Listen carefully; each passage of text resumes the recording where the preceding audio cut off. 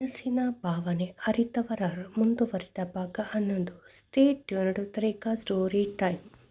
ವಸಂತ್ ಚೈತ್ರಳನ್ನು ಪ್ರೀತಿಸುತ್ತಿರಬಹುದೇ ಅನ್ನೋ ಅನುಮಾನದಲ್ಲಿ ಚೈತ್ರಳ ಆತ್ಮೀಯ ಗೆಳತಿ ಚಂದನಳ ಹತ್ತಿರ ಕೇಳಿದಾಗ ಚಂದನ ಕೂಡ ಶ್ವೇತಾ ಹತ್ತಿರ ವಸಂತ್ ಚೈತ್ರಳನ್ನು ಇಷ್ಟಪಡುತ್ತಿರುವ ಬಗ್ಗೆ ಹೇಳುತ್ತಾಳೆ. ಆದರೆ ಚೈತ್ರ ವಸಂತ್ ಹತ್ತಿರ ಮಾತನಾಡುವುದರಲ್ಲಿ ಅವರನ್ನು ನೋಡುವುದೂ ಇಲ್ಲ. ನೀನೇ ಏನಾದರೂ ಮಾಡಬೇಕು ಶ್ವೇತಾ, ಅವರಿಬ್ಬರು ಒಂದಾಗುವುದಕ್ಕೆ ಅಂತ ಹೇಳಿ. ನಿನ್ನಿಂದ ಯಾವುದೇ ಸಹಾಯ ಯಾವುದೇ ಸಮಯದಲ್ಲಿ ಬೇಕಾದರೂ ಕೇಳು ಶ್ವೇತಾ, ಮಾಡ್ತೀನಿ. ಚೈತ್ರ ಚೆನ್ನಾಗಿದ್ದರೆ ಅಷ್ಟೇ ಸಾಕು ನನಗೆ. ಚೈತ್ರ ಯಾವಾಗಲೂ ಚೇತನ ಬಗ್ಗೆ ಯೋಚಿಸುತ್ತಾ ಕೊರಗುತ್ತಾಳೆ.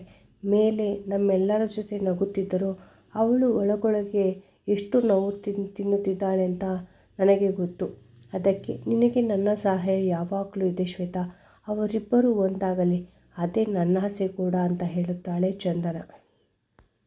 ವಸಂತ್ ಜೊತೆ ತನ್ನ ಅಕ್ಕನ ಬಗ್ಗೆ ಮಾತನಾಡಬೇಕೆಂದುಕೊಂಡು ವಸಂತ್ನನ್ನು ಅಲ್ಲೇ ಹತ್ತಿರದಲ್ಲಿದ್ದ ಪಾರ್ಕ್ಗೆ ಕರೆದುಕೊಂಡು ಬಂದ ಶ್ವೇತಾಗೆ ಹೇಗೆ ಮಾತು ಆರಂಭಿಸಬೇಕೆಂದೇ ತಿಳಿಯುತ್ತಿಲ್ಲ. ಇಬ್ಬರೂ ಏನೂ ಮಾತನಾಡದೆ ಸುಮ್ಮನೆ ಸ್ವಲ್ಪ ದೂರ ಇದ್ದ ಪಾರ್ಕ್ಗೆ ನಡೆದುಕೊಂಡು ಬಂದು ಇಬ್ಬರು ಪಾರ್ಕ್ ಬೆಂಚಿನ ಮೇಲೆ ಕುಳಿತುಕೊಳ್ಳುತ್ತಾರೆ. ಶ್ವೇತಾ ಏನೋ ಹೇಳಲು ಕಷ್ಟಪಡುತ್ತಾ ಸುಮ್ಮನೆ ಇದ್ದುದನ್ನು ನೋಡಿದ ವಸಂತ್ ತಾನೇ ಮಾತು ಆರಂಭಿಸಿ, ಶ್ವೇತಾ, ಏನೋ ಮಾತನಾಡಬೇಕು ಅಂತ ಹೇಳಿ ಕರೆದುಕೊಂಡು ಬಂದು ಸುಮ್ಮನೆ ಇದೆಯಾ, ಅದೇನು ಅಂತ ಹೇಳಿ ಶ್ವೇತಾ. ನನ್ನ ಹತ್ತಿರ ಯಾಕೆ ಸಂಕೋಚ? ನನಗೆ ವಂದನ ಹೇಗೋ ಹಾಗೆ ನೀನು ಕೂಡ ನನ್ನ ಪುಟ್ಟ ತಂಗಿ ಥರ. ನನ್ನ ಹತ್ತಿರ ಸಂಕೋಚ ಬೇಡ, ಏನೇ ಇದ್ರೂ ಧೈರ್ಯವಾಗಿ ಹೇಳು. ನಿನ್ನ ಲವ್ ಮ್ಯಾಟ್ರಾ? ಯಾರನ್ನಾದರೂ ಲವ್ ಮಾಡ್ತಾ ಇದೆಯಾ?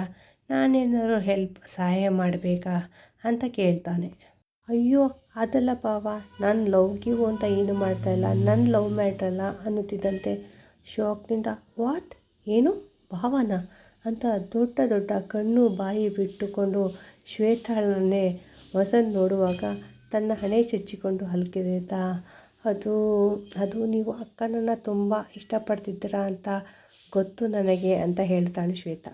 ನೀವು ನನ್ನ ಅಕ್ಕನನ್ನು ನೋಡಿದಾಗ ನಿಮ್ಮ ಕಣ್ಣಿನಲ್ಲಿ ಮೂಡುವ ಒಲವನ್ನು, ಆರಾಧನಾ ಭಾವವನ್ನು ನಾನು ನೋಡಿದ್ದೀನಿ. ಅದೇ ವಿಚಾರವಾಗಿ ಮಾತನಾಡಲು ನಿಮ್ಮನ್ನು ಇಲ್ಲಿಗೆ ಕರೆದುಕೊಂಡು ಬಂದೆ. ನಿಮ್ಮ ಪ್ರೀತಿಗೆ ನನ್ನ ಸಹಾಯ ಸಹಕಾರ ಎರಡೂ ಇದೆ ಅಂತ ಒಂದೇ ಉಸಿರಿನಲ್ಲಿ ಹೇಳಿದ ಶ್ವೇತಾ. ವಸಂತ್, ನನ್ನ ಅಕ್ಕ ತುಂಬ ಪಾಪದವಳು, ಹಾಗೆ ಮುಗ್ಧೆ ಕೂಡ. ಯಾರಿಗೂ ಕೆಡುಕನ್ನು ಬಯಸದ ಸುಹೃದಯಿ. ಚಿಕ್ಕ ವಯಸ್ಸಿನಲ್ಲೇ ತುಂಬ ನೋವನ್ನುಂಡ ಜೀವ ಅವಳದು. ವಸಂತ್, ಮತ್ತೆ ನಿಮ್ಮಿಂದ ನನ್ನ ಅಕ್ಕ ಚೈತ್ರ ಸಂತೋಷವಾಗಿರ್ತಾಳೆ ಅನ್ನೋ ನಂಬಿಕೆ ಇದೆ. ಅದಕ್ಕೆ ನಾನೇ ನಿಮ್ಮ ಪ್ರೀತಿಗೆ ಸಪೋರ್ಟ್ ಮಾಡಲು ಮುಂದೆ ಬಂದೆ. ನನ್ನ ಅಕ್ಕನನ್ನು ಮದುವೆ ಆಗ್ತೀರಾ ಅಲ್ವಾ? ಮತ್ತು ಅವಳನ್ನು ಚೆನ್ನಾಗಿ ನೋಡ್ಕೊಳ್ತೀರಲ್ವಾ ಅಂತ ಕೇಳ್ತಾಳೆ. ನಿಮ್ಮ ಅಭಿಪ್ರಾಯ ತಿಳಿದುಕೊಂಡು ಆಮೇಲೆ ಮನೆಯಲ್ಲಿ ಮಾತಾಡ್ತೀನಿ ವಸಂತ್ ಅಂತ ಹೇಳಿದ ಶ್ವೇತಾ ಹತ್ತಿರ. ಖಂಡಿತ ಶ್ವೇತಾ, ನಾನು ಅವ್ರನ್ನ ತುಂಬ ಚೆನ್ನಾಗಿ ನೋಡ್ಕೊಳ್ತೀನಿ. ನನಗೆ ಅವ್ರ ಬಗ್ಗೆ ಅಷ್ಟಾಗಿ ಗೊತ್ತಿಲ್ಲ. ಮದುವೆ ಆಗಿ ಗಂಡನನ್ನು ಕಳೆದುಕೊಂಡಿದ್ದಾರೆ ಅನ್ನೋ ಕರುಣೆಯಿಂದಾಗಲಿ ಅಥವಾ ಅನುಕಂಪದಿಂದಾಗಲಿ ನಾನು ಅವ್ರನ್ನ ಇಷ್ಟಪಡಲಿಲ್ಲ ಅಥವಾ ಪ್ರೀತಿಸಲಿಲ್ಲ.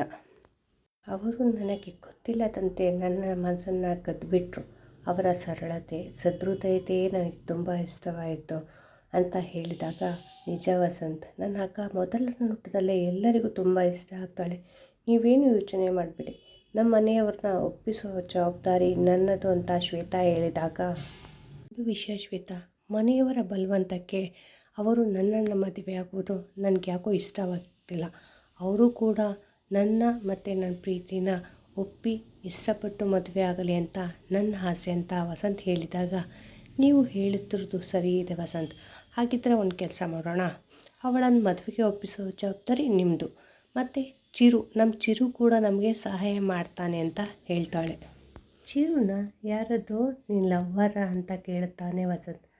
ವಸಂತ್, ಹೌದು, ನಮ್ಮ ಭಾವ ಡಾಕ್ಟರ್ ಚೇತನ್ ಇದ್ದಾರಲ್ಲ, ಅವ್ರ ತಮ್ಮ ಅಂತ ಹೇಳುತ್ತಿದ್ದಂತೆ, ಡಾಕ್ಟರ್ ಚೇತನ ಚಿರಾಯಿನ, ಅವರು ಸದಾಶಿವಯ್ಯನವ್ರ ಮೊಮ್ಮಕ್ಕಳು ತಾನೇ, ಶಿವಕುಮಾರ ಮಕ್ಕಳು ಅಲ್ವಾ ಅಂತ ಹಿಂಜರಿಕೆಯಲ್ಲೇ ಕೇಳುತ್ತಾನೆ. ವಸಂತ್, ಹೌದು, ಅವರೇ ನಿಮ್ಮ ಆತ್ಮೀಯ ಆಪ್ತ ಮಿತ್ರ, ನಿಮ್ಮ best friend doctor Chetan, the famous gynaecologist ಅಂತ ಹೇಳುತ್ತಿದ್ದಂತೆ ಕುಸಿದು ಕುಳಿತ ವಸಂತ್ ಬಿಕ್ಕಿ ಅಳುತ್ತಾನೆ. ಇಷ್ಟು ದಿನ ನಾನು ಪೂಜಿಸಿದ್ದು, ನಾನು ಪ್ರೀತಿಸಿದ್ದು ನನ್ನ ಬೆಸ್ಟ್ ಫ್ರೆಂಡ್ ಹೆಂಡ್ತಿನ. ಅಯ್ಯೋ ದೇವರೇ, ನಾನು ಎಂಥ ದೊಡ್ಡ ತಪ್ಪು ಮಾಡಿದೆ. ಅವತ್ತು ಮೊದಲನೇ ದಿನ ನನಗೆ ಕೆಲಸಕ್ಕೆ ಬಂದಾಗ ನನ್ನ ಪರ್ಸ್ನಲಿ ಚೇತನ್ನ ಫೋಟೋ ನೋಡಿ ಅವರು ಏನು ಮಾತನಾಡದೆ ಗಾಬರಿ ಭಯದಿಂದ ಓಡಿ ಹೋಗಿದ್ದು ಇದೇ ಕಾರಣಕ್ಕೆ ಇರಬೇಕು. ಅಯ್ಯೋ, ನನಗೆ ಅರ್ಥನೇ ಆಗಲಿಲ್ವಲ್ಲ. ಅವತ್ತೇ ಚೈತ್ರ ಅವರು ಚೇತನ್ ಬಗ್ಗೆ ಹೇಳ್ತಿದ್ರೆ ನಾನು ಖಂಡಿತ ನಾನು ಅವ್ರನ್ನ ಇಷ್ಟಪಡ್ತಿಲ್ಲ. ನನ್ನ ಬಗ್ಗೆ ಚೇತನ್ ಮನೆಯವರು ಏನು ಅಂದ್ಕೊಳ್ತಾರೋ, ಈಗ ಶ್ವೇತಾ ಕೂಡ ನನ್ನ ಬಗ್ಗೆ ತಪ್ಪು ತಿಳಿತಾಳೆ ಅಂತ ಅನಿಸುತ್ತೆ ಅಂತ ಅವನು ಮುಖ ಮುಚ್ಚಿಕೊಂಡು ಅಳುತ್ತಿದ್ದರೆ ಅವನಿಗೆ ಹೇಗೆ ಸಮಾಧಾನ ಮಾಡಬೇಕು ಎಂದು ತಿಳಿದೆ. ಸಮಾಧಾನ ಮಾಡಿಕೊಳ್ಳಿ ವಸಂತ್, ಹುಟ್ಟು ಸಾವು ಯಾವುದು ನಮ್ಮ ಕೈನಲ್ಲಿಲ್ಲ ಅಲ್ವಾ. ಈಗ ಹತ್ತರೆ ಸತ್ತಿರೋ ನಿಮ್ಮ ಫ್ರೆಂಡ್ ವಾಪಸ್ ಬರೋದಿಲ್ಲ ಅಲ್ವಾ ಅಂತ ಹೇಳಿ ಅವನಿಗೆ ಹೇಗೆ ಸಮಾಧಾನ ಮಾಡಬೇಕು ಅಂತ ತಿಳಿಯದೆ ಶ್ವೇತಾ ಸುಮ್ಮನೆ ಕುಳಿತುಕೊಳ್ಳುತ್ತಾಳೆ.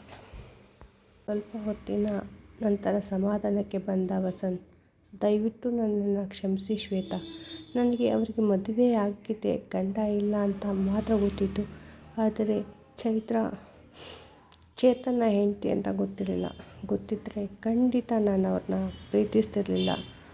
ಅಂದಹಾಗೆ ನಿಮಗೆ ಇದೆಲ್ಲ ಹೇಗೆ ತಿಳಿಯಿತು ಅಂತ ಕೇಳ್ತಾನೆ.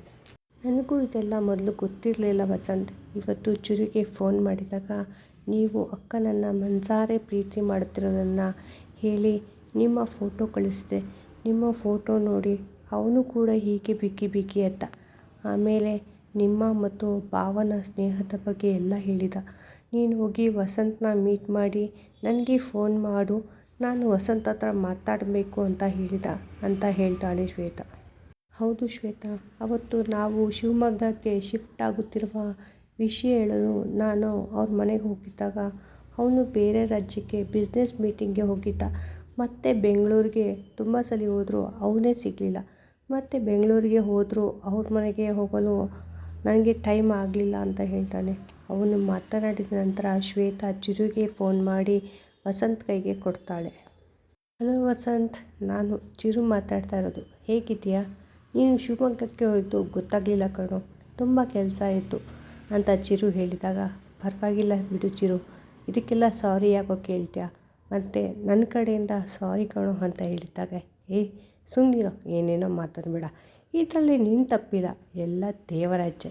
ಶ್ವೇತಾ ಫೋನ್ ಮಾಡಿ ನಿನ್ನ ಫೋಟೋ ಕಳಿಸಿದ ಮೇಲೆ ಕಣೋ ನನಗೆ ಗೊತ್ತಾಗಿತ್ತು. ಹೇಗಿದ್ದೀಯಾ ವಸಂತ್? ವಂದನಾ ಹೇಗಿದ್ದಾಳೆ ಅಂತ ಕೇಳ್ತಾನೆ. ಹಾಂ, ನಾನು ಚೆನ್ನಾಗಿದ್ದೀನಿ ಚಿರು, ನೀನು ಹೇಗಿದ್ದೀಯಾ? ಚಿನ್ನಮ್ಮ ಕೂಡ ತುಂಬ ಚೆನ್ನಾಗಿದ್ದಾಳೆ. ಪ್ಲೀಸ್ ದಯವಿಟ್ಟು ನನ್ನ ಕ್ಷಮಿಸು ಚಿರು. ನನಗೆ ಚೈತ್ರ ನನ್ನ ಗೆಳೆಯ ಚೇತನ್ನ ಹೆಂಡತಿ, ನಿನ್ನ ಅತ್ತಿಗೆ ಅಂತ ಗೊತ್ತಿರಲಿಲ್ಲ ಕಣೋ. ಫ್ರೆಂಡ್ ಹೆಂಡ್ತಿನೇ ನಾನು ಇಷ್ಟಪಟ್ಟು ತಪ್ಪು ಮಾಡಿಬಿಟ್ಟೆ ಕಣೋ. ಎಷ್ಟು ದೊಡ್ಡ ತಪ್ಪು ಮಾಡಿದೆ ಅಂತ ಮತ್ತೆ ಹೇಳ್ತಾನೆ ವಸಂತ್. ಸಮಾಧಾನ ಮಾಡಿಕೊಳ್ಳು, ಇದರಲ್ಲಿ ತಪ್ಪು ಒಪ್ಪಿನ ಪ್ರಶ್ನೆ ಬರೋಲ್ಲ. ಮತ್ತು ನೀನು ಏನೂ ತಪ್ಪು ಮಾಡಿಲ್ಲ ಕಣೋ. ನೀನು ಯಾಕೆ ತಪ್ಪು ಮಾಡಿದ್ದೀನಿ ಅಂತ ಅಂದುಕೊಳ್ತೀಯ? ನೀನು ಪ್ರೀತಿಸಿದ ಹುಡುಗಿ ನಿನ್ನ ಫ್ರೆಂಡ್ ಹೆಂಡತಿಯಾಗಿದ್ದಳು ಅಷ್ಟೇ ಕಣೋ. ಅಕಸ್ಮಾತ್ ಅಣ್ಣ ಬದುಕಿದ್ದು ನೀನು ಅವನ ಹೆಂಡತಿನ ಪ್ರೀತಿಸಿದೆ ತಪ್ಪಾಗ್ತಿತ್ತು. ಆದರೆ ಅಣ್ಣ ನಮ್ಮ ಜೊತೆ ದೈಹಿಕವಾಗಿ ಇಲ್ವಲ್ಲ ವಸಂತ್, ಇನ್ನೊಂದು ವಿಷಯ ಗೊತ್ತಾ? ಅವನ ಪ್ರೀತಿನ ನಿನ್ನ ಕಣ್ಣಿನ ಮೂಲಕ ನೋಡ್ತಿದ್ದಾನೆ ಕಣೋ. ಅಣ್ಣ ಅವನ ಪ್ರೀತಿನ ನಿನ್ನ ಕಣ್ಣು ಮೂಲಕ ನೋಡ್ತಾ ಇದ್ದಾನೆ ಕಣೋ. ಬೆಂಗಳೂರಲ್ಲಿ ಶಿವಮೊಗ್ಗ ಇಲ್ಲಿ ನೀನು ಕೆಲಸ ಹುಡ್ಕೊಂಡು ಶಿವಮೊಗ್ಗಕ್ಕೆ ಹೋಗೋದು ಅಂದ್ರೇನು? ನೀನು ಕೆಲಸ ಮಾಡೋ ಕಾಲೇಜ್ನಲ್ಲಿ ಅತ್ತಿಗೆ ಕೂಡ ಕೆಲಸ ಮಾಡ್ತಾ ಇರೋದು ಅಂದರೆ ಏನು ಅರ್ಥ? ಎಲ್ಲ ದೇವರ ಲೀಲೆ ಅಷ್ಟೇ. ನೀವಿಬ್ಬರು ಒಂದಾಗಬೇಕು ಅಂತಾನೆ ಅಣ್ಣ ನಿನ್ನ ಅಲ್ಲಿಗೆ ಹೋಗುವಂತೆ ಮಾಡಿದ್ದಾನೆ ಅಂತ ಅನಿಸುತ್ತೆ. ಅತ್ತಿಗೆ ಅವನ ನೆನಪಿನಲ್ಲೇ ಕೊರಗುವುದನ್ನು ನೋಡಲು ಅವನಿಂದ ಕೂಡ ಆಗ್ತಾಯಿಲ್ಲ ಕಣೋ ವಸು. ಅದಕ್ಕೆ ನಿನಗೆ ಶಿವಮೊಗ್ಗದಲ್ಲಿ ಕೆಲಸ ಸಿಗುವಂತೆ ಮಾಡಿದ್ದಾನೆ. ನೀನು ಅತ್ತಿಗೆನ ನೋಡಿ ಪ್ರೀತಿಸುವುದರ ಹಿಂದೆ ಕೂಡ ಅಣ್ಣನೇ ಇದ್ದಾನೆ ಅಂತ ನನಗನ್ಸುತ್ತೆ ಕಣೋ. ನನಗೆ ನೀನು ಬೇರೆ ಅಲ್ಲ, ಅಣ್ಣ ಬೇರೆ ಅಲ್ಲ ಕಣೋ. ನಿನ್ನಂಥ ಒಳ್ಳೆಯವರ ಕೈ ಹಿಡಿದರೆ ಅತ್ತಿಗೆ ಕೂಡ ತುಂಬ ಚೆನ್ನಾಗಿರ್ತಾಳೆ ವಸಂತ್. ನಾವು ತುಂಬ ಸಲ ಅತ್ತಿಗೆಗೆ ಹೇಳಿ ಇನ್ನೊಂದು ಮದುವೆಗೆ ಒಪ್ಪಿಸಲು ಹರಸಾಹಸ ಪಟ್ವಿ ಗೊತ್ತಾ? ಆದರೆ ಸುಮ್ಮನೆ ಹತ್ತು ಹುಷಾರು ತಪ್ತಾರೆ. ಅದಕ್ಕೆ ಹೇಗಾದರೂ ಮಾಡಿ ಅತ್ತಿಗೆ ಮನಸ್ಸನ್ನು ಬದಲಾಯಿಸು ವಸಂತ್. ಅದು ನಿನ್ನಿಂದ ಮಾತ್ರ ಸಾಧ್ಯ ಕಣೋ. ಯೋಚನೆ ಮಾಡು, ನಿನಗೆ ಏನೇ ಸಹಾಯ ಬೇಕಿದ್ರೂ ನಾನು ಮತ್ತು ಶ್ವೇತಾ ಮಾಡ್ತೀವಿ. ಅತ್ತಿಗೆ ಮೊದಲಿನಂತೆ ಖುಷಿಯಾಗಿ ನಗ್ನಗ್ತಾ ಇದ್ದರೆ ಅಷ್ಟೇ ಸಾಕು ಕಣೋ ವಸಂತ್. ಆದಷ್ಟು ಬೇಗ ನಾನು ಕೂಡ ಶಿವಮೊಗ್ಗಕ್ಕೆ ಬರ್ತೀನಿ ವಸಂತ್, ಯೋಚನೆ ಮಾಡು. ಆದರೆ ನೀನು ಈಗಿರುವಂತೆ ಇದ್ದರೆ ಲವ್ ಮಾಡಿ ಅತ್ತಿಗೆನ ಹೊಲಿಸ್ಕೊಳ್ಳೋದು ಕಷ್ಟ. ಕಾಲೇಜ್ನಲ್ಲಿ ಇದ್ದ ವಸಂತ ಆಗಬೇಕು ನೀನು, ಆಗ ಮಾತ್ರ ಅತ್ತಿಗೆನ ಹೊಲಿಸಿಕೊಳ್ಳಲು ಸಾಧ್ಯ ಅಂತ ಹೇಳಿ, ಸರಿ ಕಣೋ ನನಗೆ ಕೆಲಸ ಇದೆ ಮತ್ತೆ ಸಿಗ್ತೀನಿ ಅಂತ ಹೇಳಿ ಫೋನ್ ಕಟ್ ಮಾಡ್ತಾನೆ ಚಿರು. ಫೋನ್ ಶ್ವೇತಾ ಕೈಗೆ ಕೊಟ್ಟ ವಸಂತ್ ಏನು ಮಾತನಾಡದೆ ಹೋಗೋಣವಾ ಅಂತ ಹೇಳಿ ಸುಮ್ಮನೆ ಮನೆಗೆ ಹೋಗಿ ತಂಗಿಗೆ ತಿಳಿಯಬಾರದು ಅಂತ ಅವಳ ಜೊತೆ ನಗ್ನಗ್ತಾ ಮಾತಾಡಿ ರೂಮ್ಗೆ ಹೋಗಿ ಮಲಗುತ್ತಾನೆ. ರೂಮ್ಗೆ ಹೋಗಿ ಮಲಗಿದ ವಸಂತನ ತಲೆ ಮತ್ತು ಮನಸ್ಸಿನ ತುಂಬೆಲ್ಲ ಚಿರು ಹೇಳಿದ ಮಾತುಗಳೇ ದಾಳಿ ಮಾಡುತ್ತಿದ್ದವು. ಒಂದು ಗಟ್ಟಿ ನಿರ್ಧಾರ ಮಾಡಿ ಕಣ್ಮುಚ್ಚಿ ಮಲಗುತ್ತಾನೆ. ವಸಂತ್ ಚೈತ್ರಾಳನ್ನು ತುಂಬ ಇಷ್ಟಪಡುತ್ತಿದ್ದಾನೆ. ಆದರೆ ಅವಳು ಇವನ ಭಾವನೆಗಳನ್ನು ಅರ್ಥ ಮಾಡಿಕೊಳ್ತಿಲ್ಲ, ಪ್ರಯತ್ನ ಕೂಡ ಮಾಡ್ತಿಲ್ಲ.